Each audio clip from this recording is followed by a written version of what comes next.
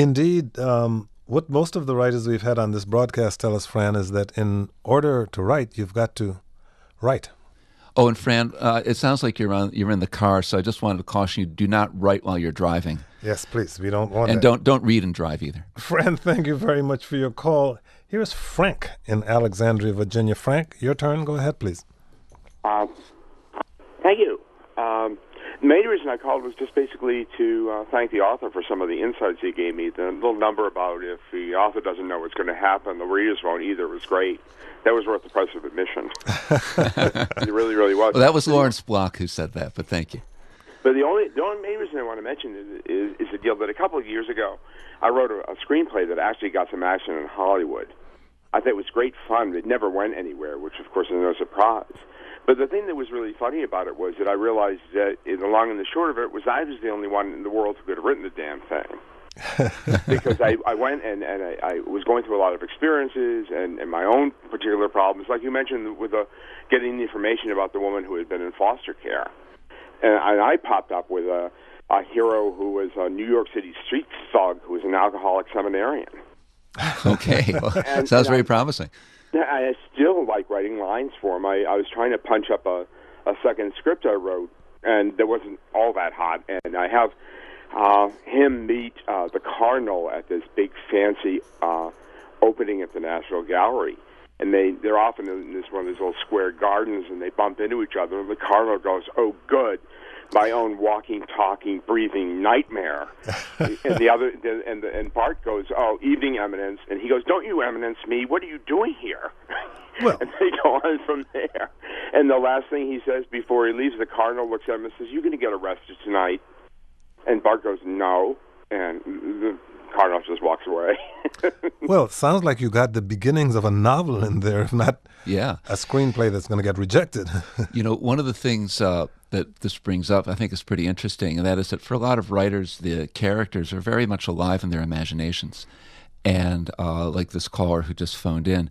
And also, I think that when you're reading a great book, after you finish it, those characters will resonate in your mind, sometimes for days or weeks later.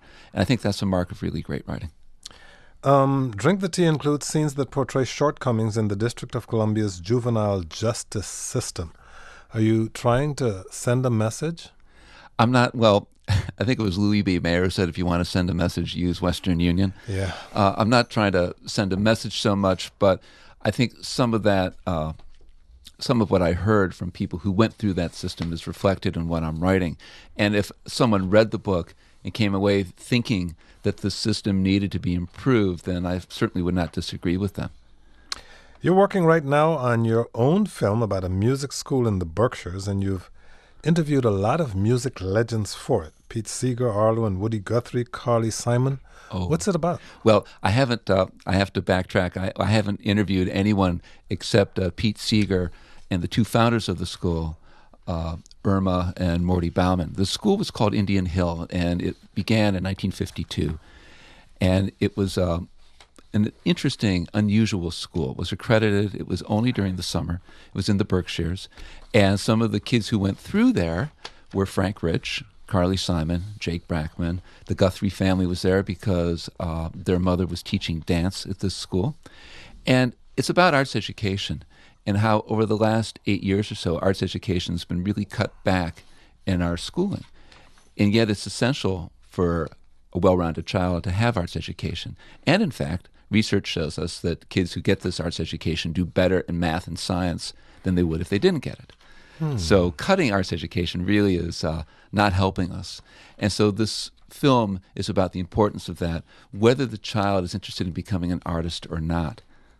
And while you're working on the film, with downtime on airplanes, yes, what's the next novel you're working on?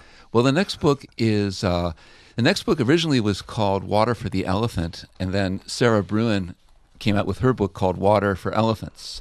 So St. Martin's Press said, you're going to have to change the title of your book, right? Yeah. And I said, yeah, I know that. So then I thought I might call the next book Standard Oil of New Jersey, but it turns out that someone's already used that too. Yeah, vaguely heard of that. Yeah. Yes. So right now the working title of the second Willis Gidney book is called Show Stealer.